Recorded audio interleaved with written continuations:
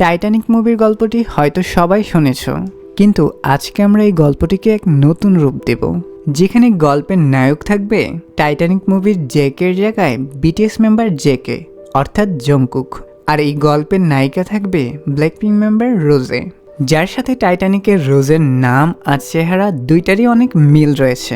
আরও কিছু interesting character রয়েছে। সো চলো শুরু করা যাক। গল্পটি শুরু হয় 1912 সালের কোনো এক সকালবেলায়। গল্পের নায়িকা ব্ল্যাকপিঙ্ক রোজ তার বড়লোক হবু স্বামী সুগা আর তার মায়ের সাথে টাইটানিকের প্রথম যাত্রায় আমেরিকার উদ্দেশ্যে রওনা হয়। আর অপরদিকে বিটিএসের জংকুক আর তার বন্ধু জিমিন, তাদের অনেক ইচ্ছা ছিল টাইটানিকের প্রথম যাত্রা উপভোগ করা, কিন্তু তারা খুবই সাধারণ ছেলে। তাদের কাছে টাইটানিকের টিকিট কেনার মতো টাকা ছিল না, তাই তারা আর কোনো উপায় না পেয়ে জুয়া খেলে সৌভাগ্যবশত 2টা টিকিট জিতে নেয় টাইটানিকের।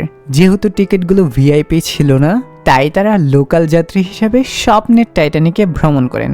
অন্যদিকে গল্পের নায়িকা রোজ, সে তো ভিআইপি কেবিনে, কারণ তার হবু জামাই তো সুগার ডেডি, মানে টাকার কোনো অভাব নেই তার কাছে। সেজন্য তারা খুব আরামায়েশে যাচ্ছিল।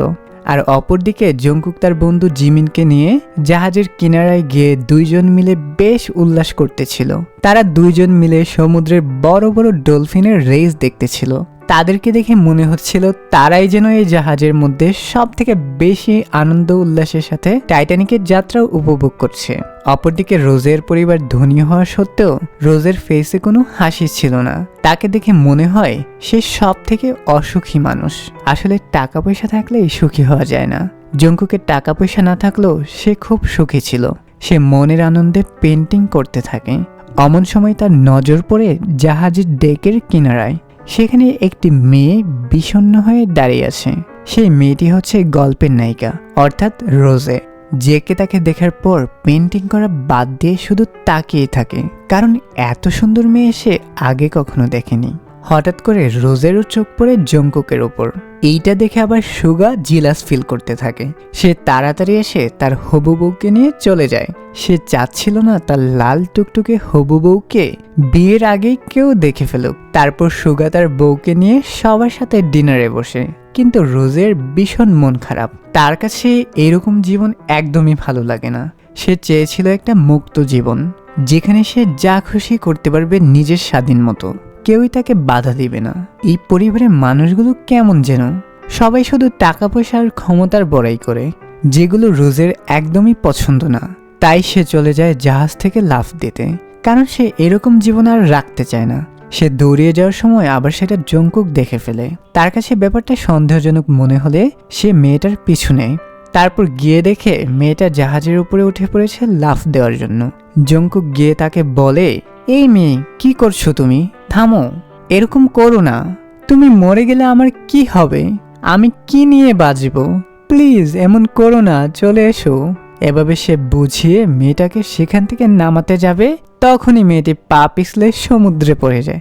না মানে পড়ে যেতে নেয়, আর জংকুক হিরোয়ের মতো তার হাতটি ধরে ফেলে। কিন্তু মেয়েটি অনেক ভারী ছিল, তাই জংকুক তাকে টেনে তুলতে অনেক কষ্ট হচ্ছিল। তারপর কোনো রকম উপরে তোলার পর জংকুক মেয়েটির ভার সহ্য করতে না পেরে মেয়েটিকে নিয়ে উল্টায় পড়ে যায়। সেটি আবার সেখানে থাকা সিকিউরিটি গার্ডরা দেখে ফেলে। তারা ভাবছে জংকুক হয়তো মেয়েটিকে সর্বনাশ করে দিতে যাচ্ছিল। তারপর তারা ফোন লাগায় মেয়েটির হবু স্বামীর কাছে। সুগা এসে এই কাহিনী শুনে তো পুরাই ফায়ার হয়ে যায়। সে তো জংকুককে ধৈরায় এমন মাইর দেওয়া শুরু করে আর বলে, শালা আমার বউর দিকে নজর দিছস, এত বড় সাহস, তোর চোখ আমি উপড়ে ফেলবো আজ। তখন রোজে এসে তার স্বামীকে সামলায় আর বলে, এই ছেলেটির কোনো দোষ নাই, আমি পরে জিতে নিয়েছিলাম, এই ছেলেটি এসে আমাকে বাঁচিয়েছে। এই কথা শুনে সুগা জংকুকের কাছে বলে, ভাই আপনি তো মহৎ কাজ করছেন, আমি না বুঝে আপনাকে অনেক বকছি, প্লিজ কিছু মনে করেন না। কাল রাতে আপনাকে আমাদের সাথে ডিনারের দাওয়াত আইসেন। পরে আর কি জংকুক চলে যায় আর সুগা রোজকে নিয়ে তার ক্যাবিনেটে চলে যায় আর বউকে পৃথিবীর সব থেকে দামি হীরার চেনটি পরিয়ে দেয়, যেটার নাম ছিল হার্ট অফ দ্য ওশান। কিন্তু রোজের তাতেও মন ভালো হয় না। পরদিন সকালে রোজ জংকুকের সাথে দেখা করে আর তার জীবন বাঁচানোর জন্য থ্যাঙ্কস জানায় আর একে অপরের সুখ দুঃখের কথা বলে। জংকুক জানতে পারে রোজ ওই সুগার ডেডির সাথে একদমই হ্যাপি না, আর কখনো তার সাথে হ্যাপিও থাকতে পারবে না। তাকে তার মা জোর করে সুগার ডেডির কাছে বিয়ে দিতে চাচ্ছে, কারণ তার মা অনেক লোভী আর অহংকারী। তারা সবসময় টাকা পয়সার বড়াই করে, মানুষকে মানুষ মনে করে না। এই জিনিসগুলো রোজের একদমই পছন্দ না। জংকুক রোজকে তার জীবনের গল্প শোনায় আর তাকে অনেক মজার মজার কথা বলে হাসায়। এই প্রথমবার রোজকে হাসতে দেখা যায়, তাও জংকুকের কথা শুনে। তারপর সেখানে রোজের মা আসেন তার এক বান্ধবীকে নিয়ে, আর রোজ তাদেরকে জংকুকের সাথে পরিচয় করিয়ে দেন। কিন্তু রোজের মা জংকুককে একটু দেখতে পারে না, কারণ জংকুক গরিব ছিল। কিন্তু রোজের মার বান্ধবীর আবার জংকুককে দেখে মায়া হয়। সে তাকে তার কেবিনে নিয়ে গিয়ে সুন্দর ড্রেস উপহার দেয়, যেগুলো পরে জংকুক ডিনার পার্টিতে যায়।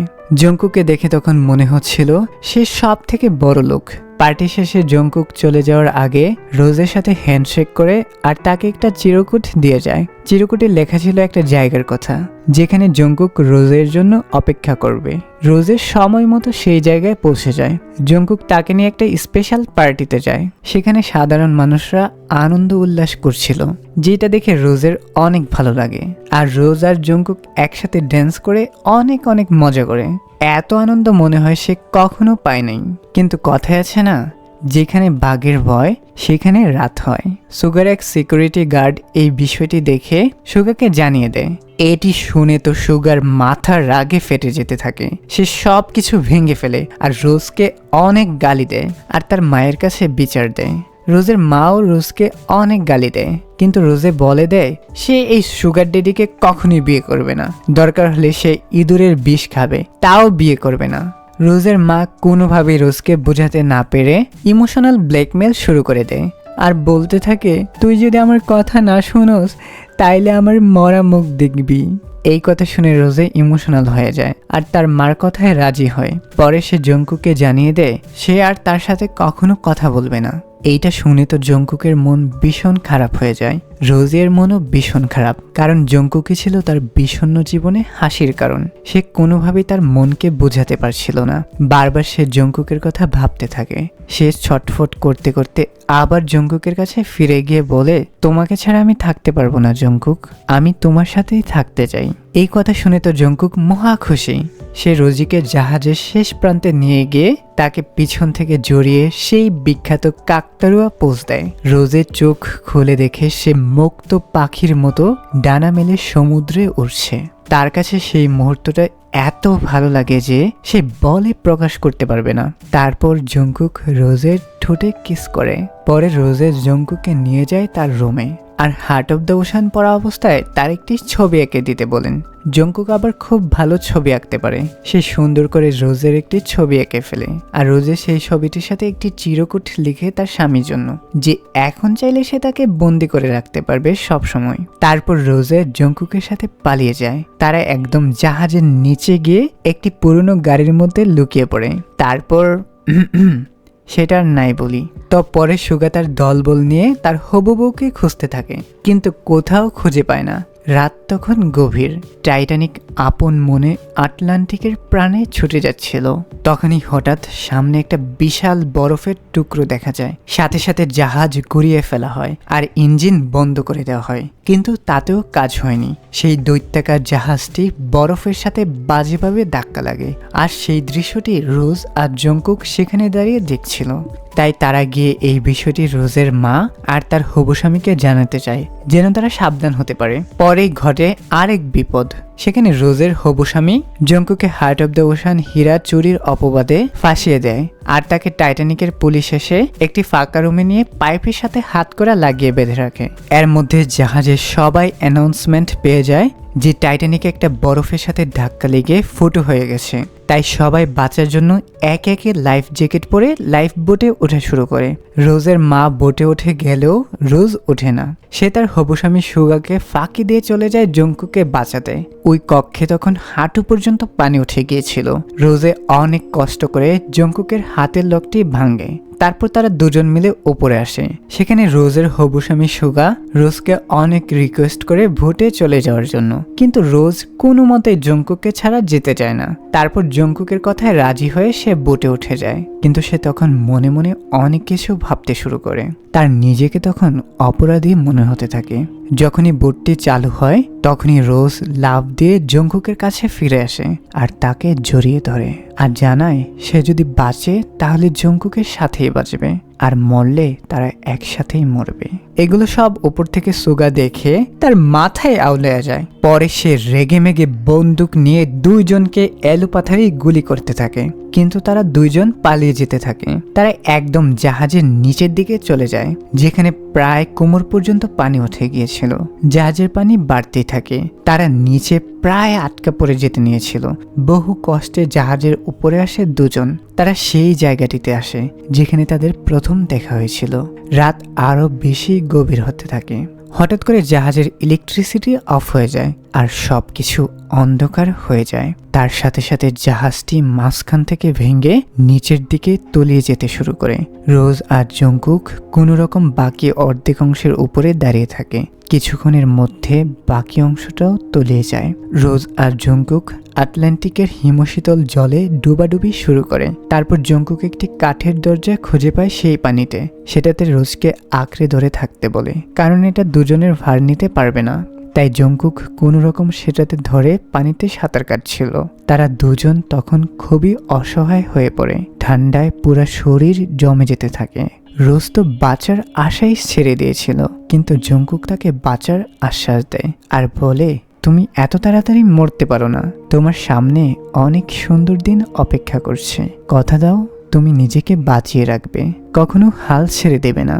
এই বলে জঙ্কুক রোজের হাতটি শেষবারের মতো ধরে চুমু খায়। তারপর জঙ্কুক চিরতরে চোখ বুজে ফেলে।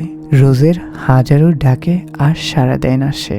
আর এইখানেই শেষ হয়ে যায় এই গল্পটি।